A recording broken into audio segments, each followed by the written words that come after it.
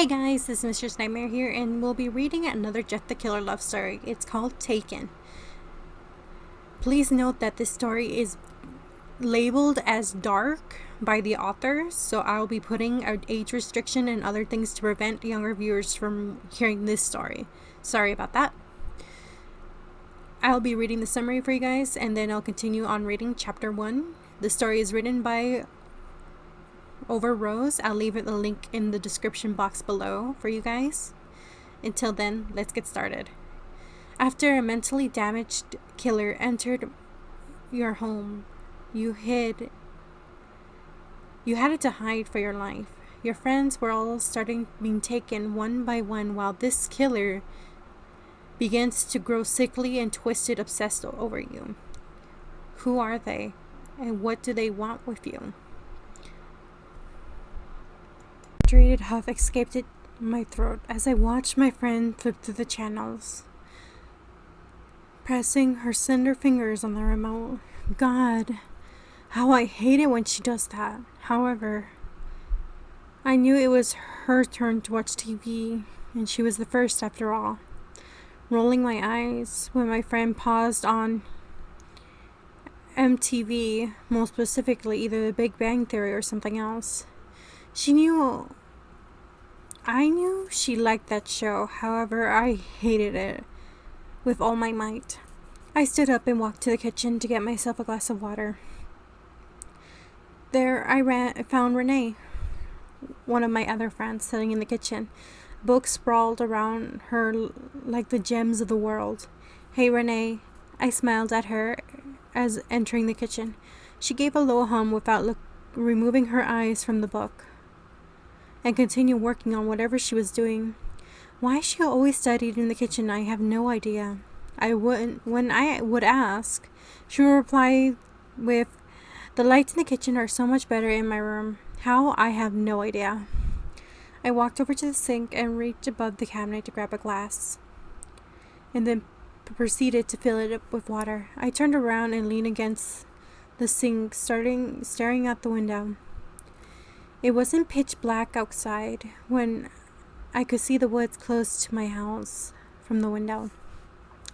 Nearly 1 year ago, me and my friends decided to rent out a house in order to go to college that I wanted to be in.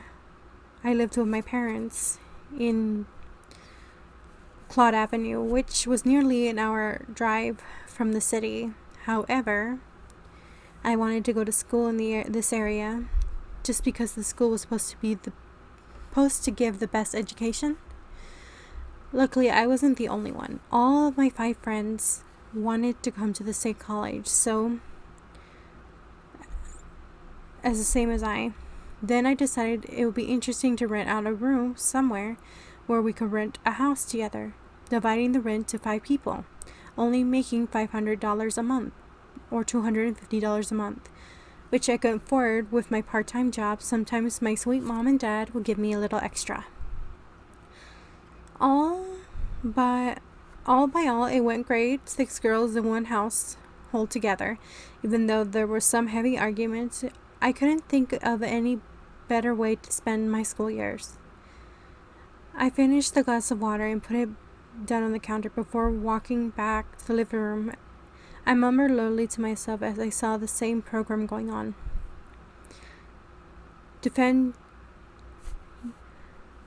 I threw myself on the couch, nearly pouting.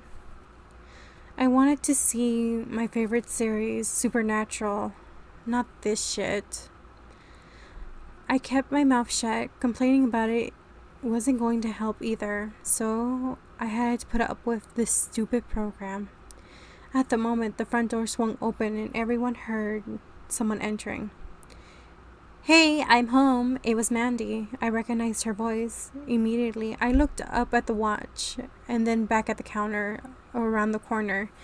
Mandy would show up soon. Huh. That's early. You just left 30 minutes ago. Mandy had the night shift at the local gas station, so she most likely away at night and comes home early mornings. Yeah, but it was still closed You know, because of yesterday, there was a murder in the shop next to it. The police had sealed off the gas station. I heard her reply, and then I turned my attention back on the TV. Lastly, there was a report of several murders in the city. Police were looking for the mass murderer, but the city was too big. He could be anywhere. Can you switch it to the news? I want to see what they're going to say about this. Mandy now stood next to Sandy, who was laying comfortably on the couch. She huffed and then flipped the channel to Channel 4. On crime, it took 3 victims and the last 15 people missing.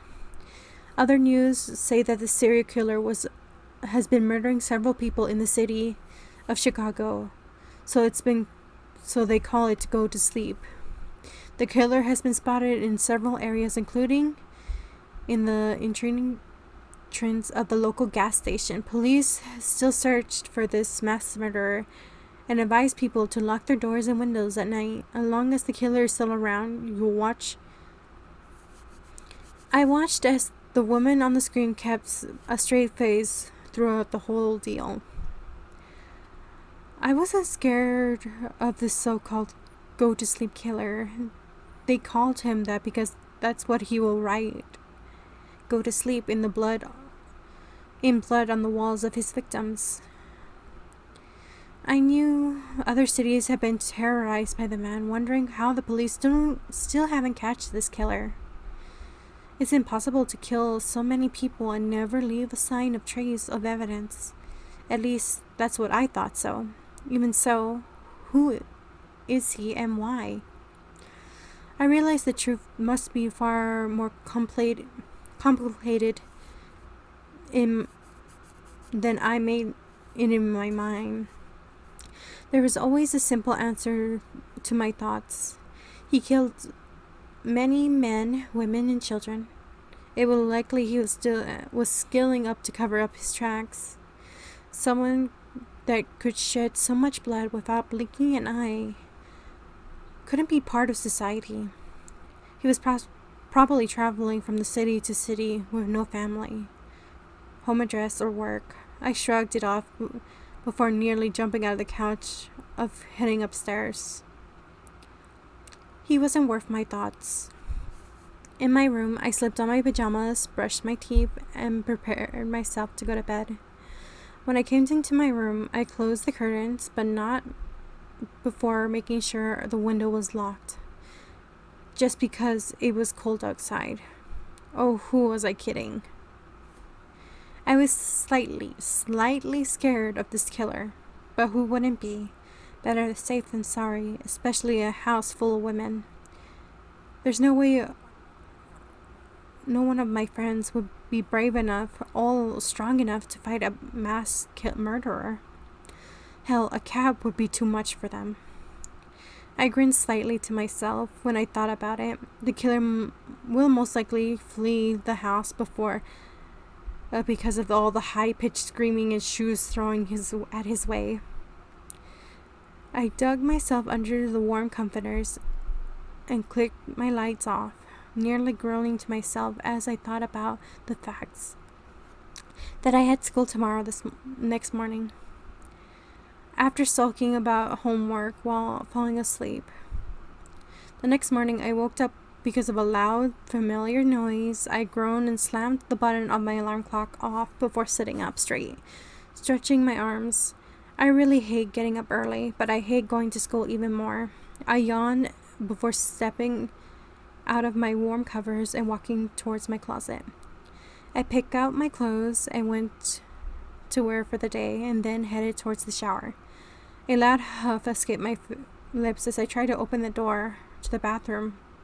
No use. It was locked. Someone was showering, of course. What could I expect in a house full of girls? I let out a loud and annoyed sigh as I walked towards the downstairs with clothes.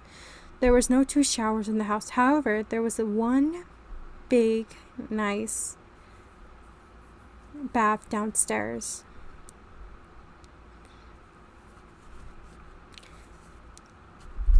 But there was also another shower in the basement, which took forever to get warmed up. Taking a slow and heavy steps as I reached the basement, I continued walking towards the shower. But then something shiny caught my eye. I turned around and saw the light from the doorway because of the small vault creaming between two boxes to lift it up. Huh? I never saw that before. Even though the shower didn't have any of my preferences, I came down here a lot. And I was 90% positive that box was never there before. Well, I didn't really pay attention to it, otherwise obvious right now. I hadn't seen it before, right? I dropped my clothes somewhere on the ground and walked towards the small metal box. I noticed it was bigger. A cardboard box stood in front of it, nearly hiding it completely.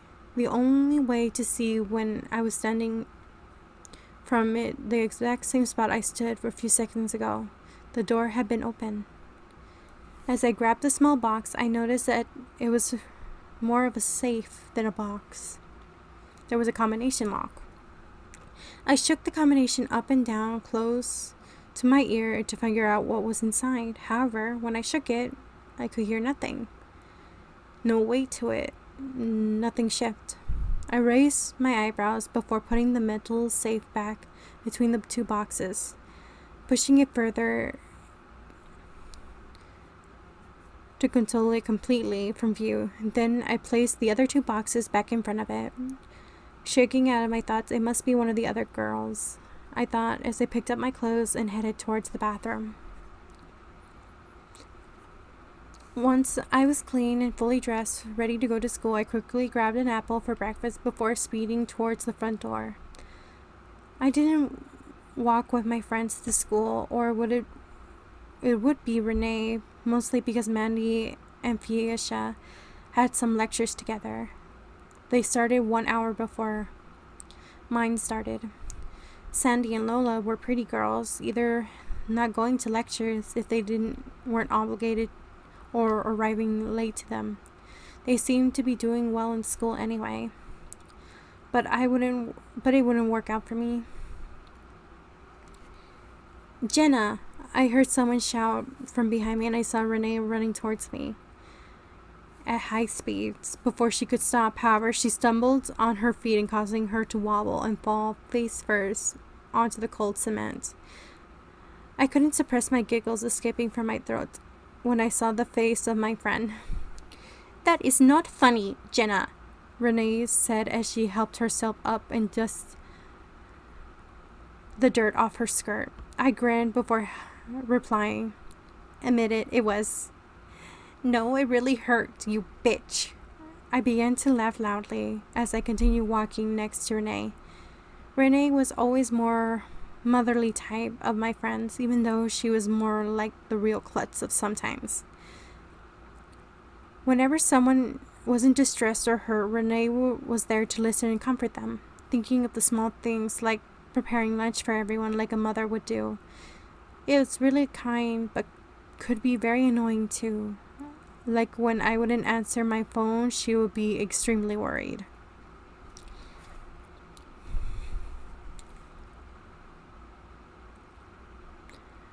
I talked for a while longer, asking her what kind of lecture she had today or what she was going to do after school. I like walking to school. The cool breeze always helped to get me more focused in college. Maybe because it would wake me up a bit more. Once we arrived at our college and said goodbye, Renee went off to her locker.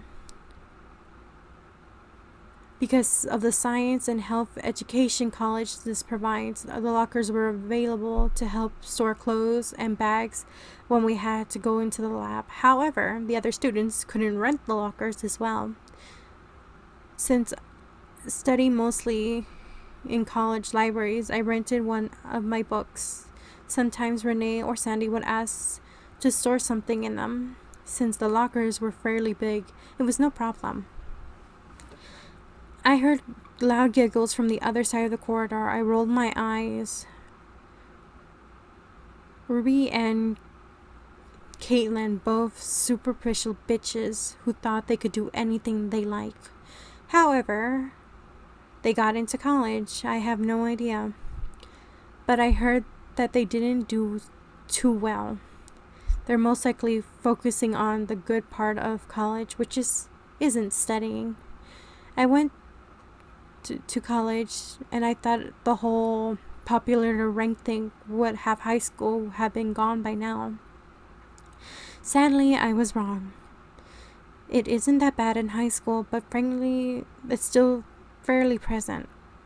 My group of friends weren't part of the popular people, neither I was part of the dorks or the outcasts. The popular people would say hi to you and be polite and leave you alone, or leave me alone. Same goes for the rest. I wasn't bullied or anything, I just wasn't part of the gang also. To be honest, I didn't want to be either. It would be only the result of becoming boring, plain, and superficial. I wanted to finish college quickly because I really wanted to work. Even though that didn't keep me from hating Renee or Ruby or Caitlin. Have you heard that killer is still on the loose again? Killed 2 buff guys. I heard Renee or Ruby screech. Yeah, it must be one hell of a strong killer in order for him to take out 2 guys. He must be really muscled.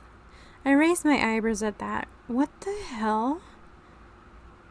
He murdered hundreds of people, and that's what they're thinking about? If this killer's muscular? What the hell is wrong with them?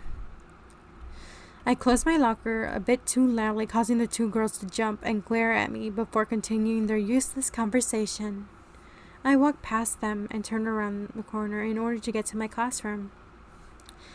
There stood Sandy, smiling her charming smile at one of the jocks.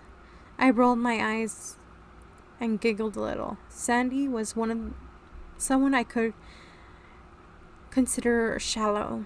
She was very kind, no offense, but most of the people didn't like her because she was always acting like she was above everyone. She would throw herself in front of a train for attention from boys, even though she got enough, thanks to her big breasts and low-cut shirt. She always wanted more. None of my other friends allowed to get the attention because she was probably praying it to herself between them. However, I knew this was all an act. She was a bit of a chubby that made her super insecure. Once I knew this, Sandy was a really fun girl to be around. I could forgive her faults easily. She was kind of funny and always up for parties. She didn't care who you were or where you were from. She accepted anyone and happy takes them with her in the train of Funland. I decided to leave them alone and then walked towards my classroom. Once inside, I tried my best to focus on the boring front board in front of the class, not on the prime example on the face of a far too young tutor. This is going to be a long day. Once I was home, I didn't know how fast I could throw myself on the couch. I threw my bag somewhere in the living room and plopped on the couch and grabbed the remote and started flipping through the channels. You took your pretty long time this morning in the shower. Lola came from the room and plate of some salad. Probably her dinner or snack. Lola was a good girl, but she had trouble voicing herself. She always followed Sandy like a lost puppy. In the beginning, she was very incredibly shy, and then out of nowhere, she suddenly changed a lot. And now she is, together with Sandy, the biggest party animal ever. I didn't mean to hold her old self was gone completely. She was still there, slightly, which was taking her some sides of anyone who talked to her when it comes to fights. Lola focuses on her health, nearly eating healthy. She was a sporty girl, doing good in hockey.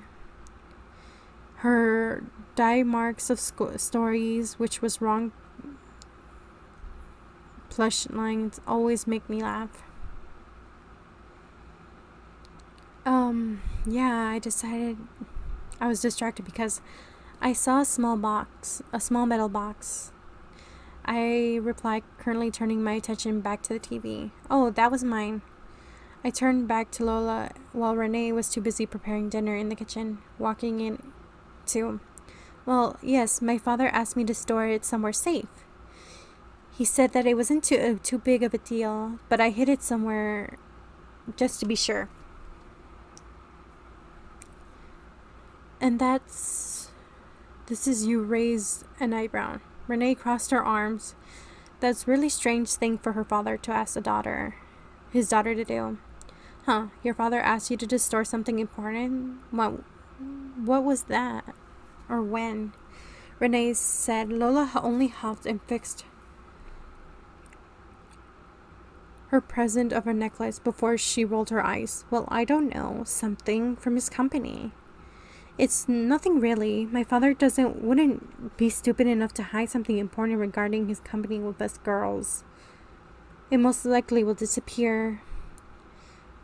It was something like a failed blueprint, which the other bosses wanted to throw away, but he thought it may come in handy someday. It sounded very logical, however, slightly strange. Lola's father was one of the bosses of the biggest company. What company exactly? I have no idea. It had to do something with medical stuff. However, why would he ask Lola to store something for him, which wasn't very important? Well, there was a lot of big things secure safes in his office. It didn't make sense. I shook my head and shrugged those thoughts away. It wouldn't be important anyway. I didn't want to meddle in the business of Lola's father. I'm home, I heard someone say, and I knew it was Felicia. Felicia was a nice girl, however, she was a bit shy. Even around I and the others who were her friends, she was always quiet. In the beginning, I liked it about her. But soon turned annoying when she would talk and go out with friends while constantly whining about the fact that she felt I and the guys were courting her off. It was never my intention to make her feel that way. I curiously asked to involve her in everything we did, but she always refuses to go. Later, she will whine about it. However, when I was alone with her, I had the time of my life, laughing, drinking, and having fun together. She would talk a lot, open completely. It was like she had two different sides of her. Hey Felicia, how was your day? I asked, and I saw her drop her bag on the ground and walk towards the couch nearly before flopping on it. It was fine, she replied, while staring at the TV. My attention turned back to it before I heard someone shout loudly, "Turn it on to the news." I raised an eyebrow, but hastily followed the orders of the drastic voice. Before I could see, it was Mandy, nearly tripping over the stairs and snatching the remote and turning it to Channel 4. Incoming news. Tonight, there was a number of murder by the so-called go-to-sleep killer. The victim was a 17-year-old girl, together with 3 police officers. The state of the bodies were found and similar to the other victims of this killer. The killer had murdered the young woman before being spotted by the police. When the police officers gave chase to the killer into the woods, they were murdered as well. The chief police, I am sure every single one of us were grieving over the death of the fellow comrades who risked their lives to put an end to this horrible killing. No one knew what would happen in those woods, but there might be a chance that the killer doesn't work alone. I have evidence of a single reason to lock their doors or and windows until this killer is brought to justice. The chief of police also said the TV was turned off when I saw Mandy holding the remote in her hand. It's horrible, isn't it? There might be more than the killers around like this guy, she nearly whispered. I felt myself tense between the guys. At the moment, I was a real coward. I wanted to turn it back on and act like nothing happened. Seeing the news like this being passed with my nose against the facts really worried me. I only nodded to Mandy, not really knowing what to say because before anyone could react, Sandy barged into the room fully dressed and ready to go. All right, Lola, are you ready? Her gaze traveled to her friends who were currently sitting on the couch with her new empty plate clutched between her hands. The key-shaped pendant on her necklace had disappeared into her mouth, a strange habit that Lola had possessed since she was younger. Lola would press the pendant place the plate on the table, walking up towards the mirror and checking herself. You're going out? I asked with a smile. Of course we're going out. It's Thursday night after all. The time to get wasted. Come on, you're gonna come with us. I only chuckled at their weird behavior of my friends. I never considered to go into the city on Thursday night because a lot of the students would return home for the weekend in order to spend time with their families, such as... Oh no, I'm good. Have fun. I didn't feel like coming along. It was pretty tiring. I had to get up early tomorrow as well. Thanks, bye, Sandy yelled before dragging Lola out before they disappeared towards the door. I waved slightly at them, seeing how Mandy plopped down on the couch next to me. She wasn't in a party mood either. The evening went slow. After having dinner and watching TV a while together, Mandy and Felice laughed at the stupidity of the reality show, breathlessly following the episodes of CIS. After a few hours, I began to get really tired and decided to go to bed. I said goodbye to the others of the girls and walked towards the stairs. I made sure the window was locked before letting myself to bed, twisting and turning before falling into a deep slumber. Hey guys, you guys made it to the end of the video. I'm happy to hear that. Before you watch the next few videos coming out soon, please hit that like button, comment, subscribe to this channel if you guys want more creepypasta fanfictions out there.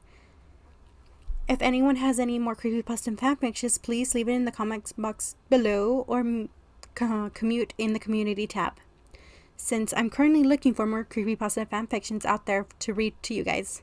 Until then, bye!